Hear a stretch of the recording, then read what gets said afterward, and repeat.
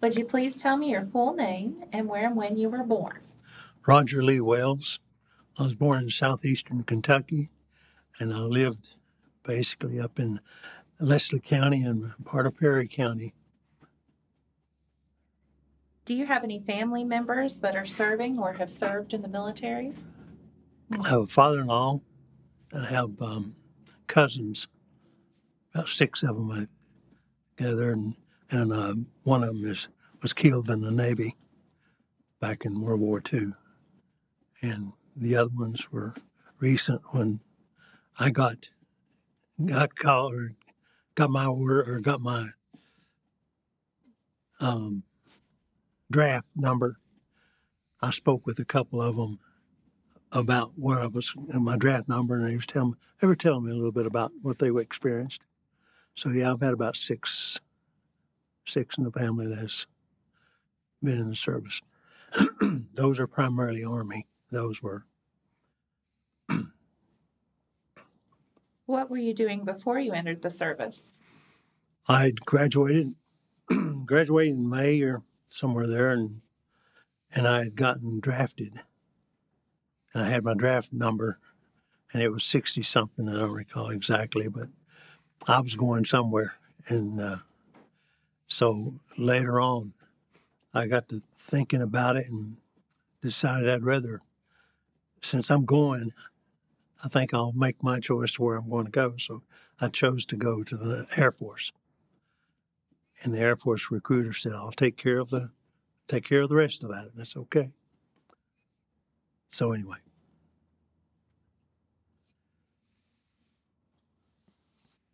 Would you tell me why you chose that specific branch of the military?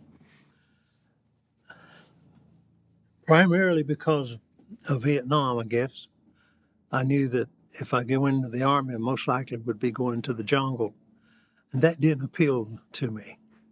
And I thought, but airplanes always has appealed to me. And I thought, that's where I'm going to go with the Air Force. And I don't regret that. What happened when you departed for boot camp and during early days of training? When I departed for the boot camp, I got on an airplane and they flew me to Louisville, I believe. Stayed in a YMCA there that night. Then got on another plane and went to Lackland Air Force Base in Texas. And when we got off the plane, we had to line up and you go through the routine of getting behind and anyway, getting in line and going through that routine of introductory to the Air Force or basic training, shave your head and so forth. And then after the basic training was over with, and it really wasn't that bad, except for the intimidation part. You know, they want to break you down, and then they want to build you back up the way they want you. And a lot of guys had problems with that. A lot of guys didn't. So it just all depends on who you were, and the best thing to do is don't ever draw attention to yourself. And that way you can get by a lot easier. But if you draw attention to yourself about something, get ready. It's coming. But so we went through basic training and got through there, and then they put us on another plane and shipped us to Chanute Air Force Base. And that's where I did the training. I went into the structural repairman, aircraft structural repairman, and was in training for that. up there, and we up there for about, I'm thinking it was about 7 or 8 weeks, something of that nature. I was there.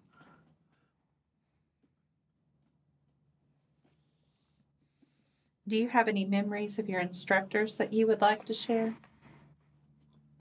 The only one that primarily is that he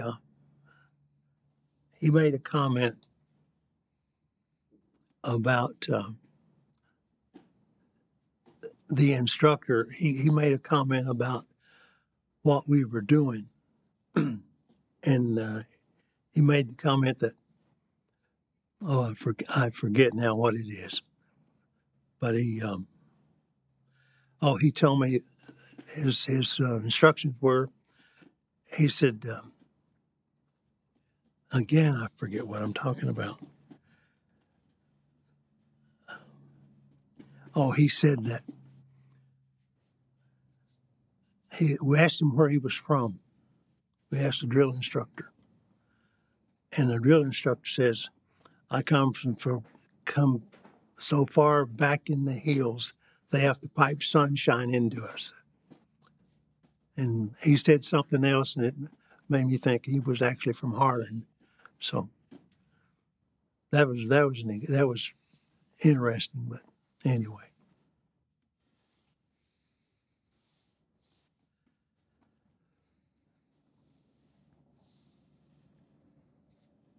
What were your duties? my duties were repairing aircraft where they've been, the ones in Vietnam where we got shot. We'd repair them, the bullet wounds and brakes and structures and so forth. We just had different repairs on aircrafts that I made because I became a structural repairman, and so that's what we were specialized in, and I enjoyed that. It was all right.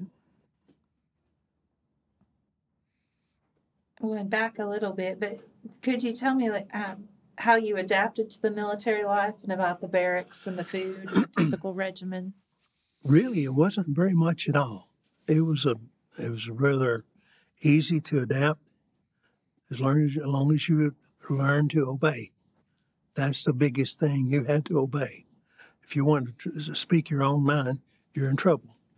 But you have to obey, and that's one thing I appreciate about it. About the basic training, you learn to obey, and that really made a big difference. And throughout, just do what you're told, and not question it. The rule was you do or die. That was a common thought and what we were doing. And in Vietnam, it's kind of the way we work there too.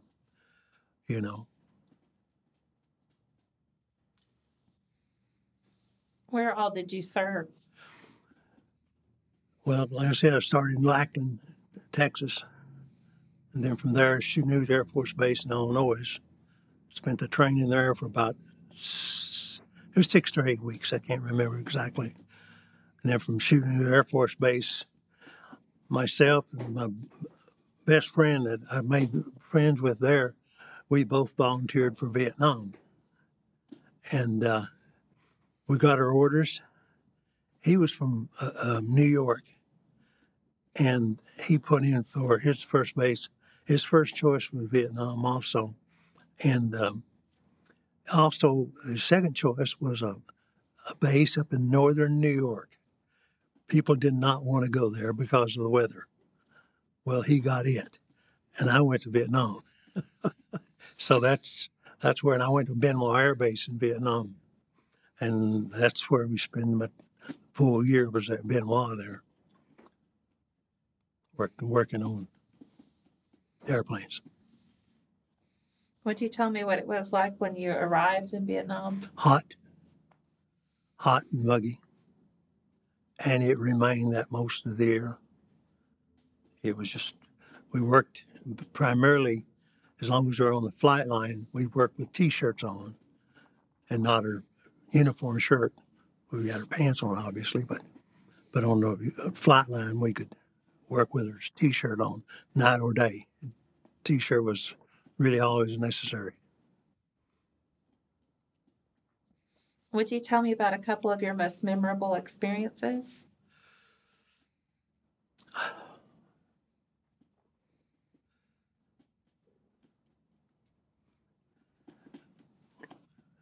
There's three of us in our what we call our sheet metal shop. Myself and another airman, same with Maya, and then we had a staff sergeant that was our boss. that was for the primary. We were over there, and we worked 12 on, 12 off. And that was it. 12 on, 12 off the entire year, and sometime during that first few months we were over there, we started playing some softball. Well, my staff sergeant, he was either running toward second base or bending down to pick up the ball at second base, and he fell, stumbled, and his shoulder hit the ground. He got away home. He got to go home right then, because they wouldn't let him stay there, and that was always comical, you know. We bugged him about it for as long as we could. But there was nothing really exciting per se, and that was good. That was really nice. We had things to take place, but nothing critical other than bombs. They'll shoot rockets in on us. There were 17 different times they dropped rockets in on our base, you know, and that was just to get your attention. You never first time you hear a bang of any sort, you go to the ground. One day we were in chow hall, and it was a big chow hall, and it was filled up. I'll never forget this. I'll never forget that happening. There was maybe 75 or 100 of us or whatever was in there. A boom went off, and I still recall all the heads. Everybody went straight down immediately, all together. And they were destroying some ordnance right over next to us and didn't tell us they were going to do that. So that was a moment. Some things like that you don't forget. And when the rockets come in, you know where to go. As you go underneath your bed if you're in bed. You don't think, you just roll in there. And after we come home, I was with one of my cousins. Went to get some what they call slate rock. And you back up underneath the tipple and they dump it into the bed.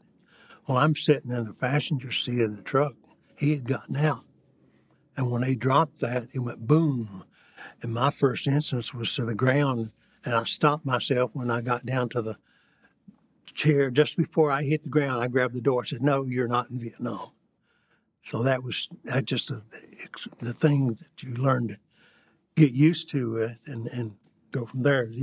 Different times. You're an ambulance and so forth, or anything of that nature. It kind of reminds me of Vietnam. You're a helicopter chopper. The blades of our barracks was right near the pad for helicopters coming in on the Vietnamese side, and those helicopters would come in. You hear those blades are chopping like you hear them here. Every time I hear that, I think of Vietnam, because that was a constant to go with, and during the fireworks going off, you hear big booms going off. That's a Vietnam reminder. There's a lot of things that reminds you of it. That just you don't forget it. It don't go away. How did you stay in touch with family and friends back home? Primarily with letters. I never used the phone over there. We only had an opportunity occasionally once, I think. But I just communicated by letters. And that was it.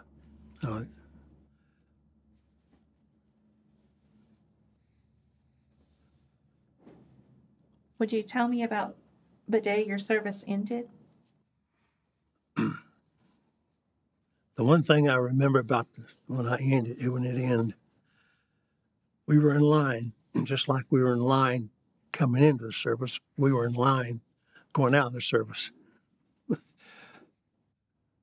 And I'll never forget the one guy, I didn't realize he was behind me. I hadn't paid attention. He says, I want you to look here. Look who I followed into this place, and look who I'm going behind after this place. It was the same guy that followed me in our marching when we were doing the marching and so forth, and around the basic training. And he was right behind me going out. That's what I remember about it. And I was out of it, and I got to go home. And that was a good time. But my home was just out off the base because my wife and I, that's where we lived at. How did you readjust to civilian life? Really, there was no readjustment to be made. The Air Force, other than when times of 12 to 12, it's just a typical job. You come in and put your hours in, you go home. You know, there was really no adjustment to be made there, because Air Force is a lot of times is just, other than going through the training aspect of it, and obviously not in the war zone, it's just typical basic work, and you do your work and you go home. So there was really a very easy adjustment. What did you do after your military service?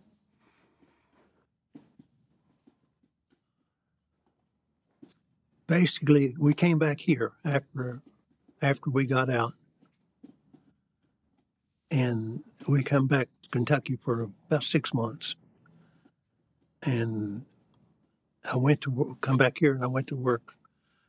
I was just whatever job I could get, because I've got a family to raise, okay, or to provide for.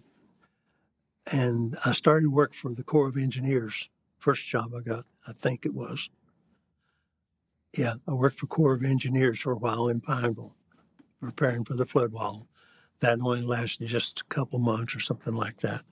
Then I went to work for UPS for about the same period of time, a couple months or something like that. We were here for about almost 6 months. And I wanted to go back. And so we went back to California, sold a car to have money to do that with. We got out there, and then I went looking for a job again. And I've got a job with a bottled water company there in Vallejo, California. And I worked for that bottled water company for about 7.5 years or something like that. And that's when we came back here. And then again, it's on the job market. Thought I was too old to go to the UPS, so I applied with a linen company and got to work in delivery, since I've worked route work already for that period of time. I got into, met a guy that sold Little Debbie's. And then I got up with a supervisor or the manager for that Little Debbie's in this area. They're all self-employed. But I walked in right at the right time with the right background, and I got into my own business then. I became a sole proprietor selling Little Debbie's. Done that for about 29 years.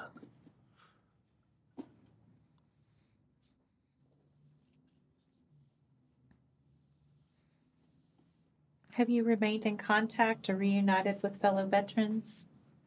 No. None that I had worked with in Vietnam. I tried to find one of them. I couldn't remember his first name.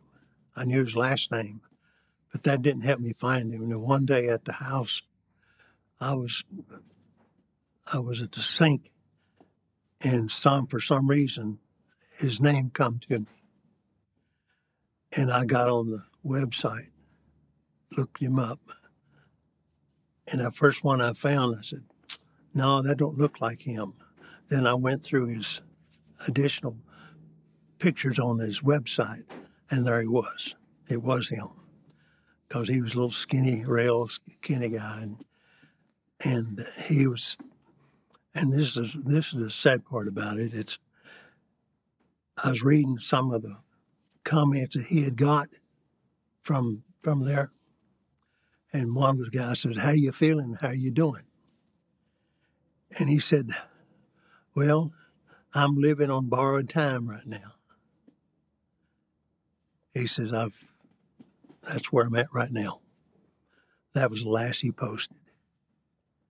So he died, and that's been, 10 years ago or more. So that was the only, I was going to contact him, but he was no longer there. So it caught up with him.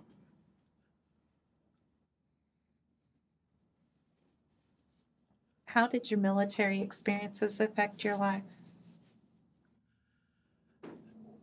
It made me appreciate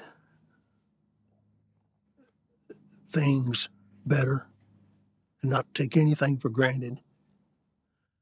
And people really don't know what it is like living in a third world country until they're in there. You can't express it enough to let them know how good they've got here, regardless of the circumstances. And I know there's some bad circumstances here, but you don't have somebody standing over you and guarding you and just, you can't do this or you can't do that. People really need to appreciate their freedom and appreciate the veterans who go through it, because it's not they're looking for appreciation. It's just that it changes your way of looking at life. Don't get caught up too much in all the small things. Move on,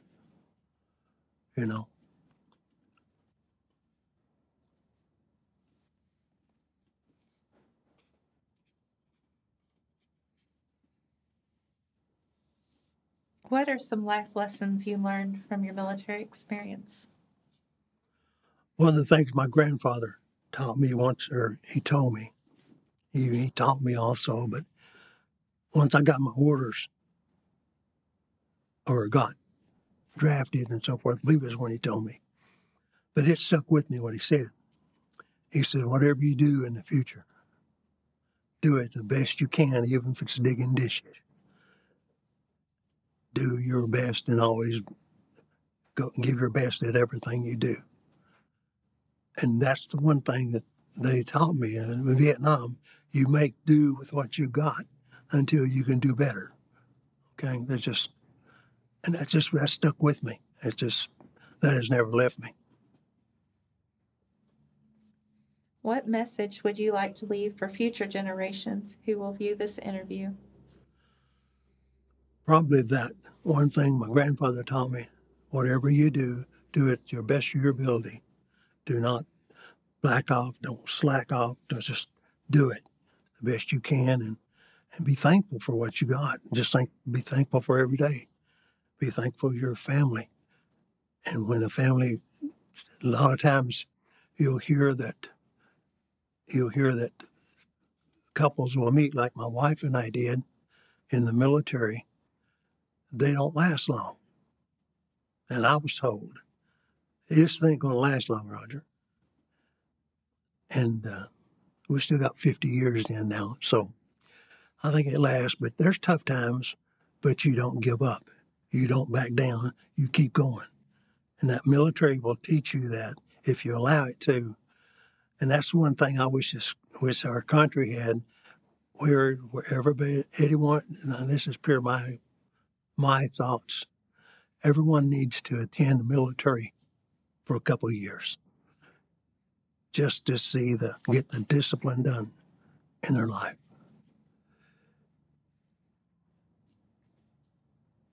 Is there anything you feel we haven't discussed or should be added to this interview? Be thankful for what you got, because it can be taken away from you.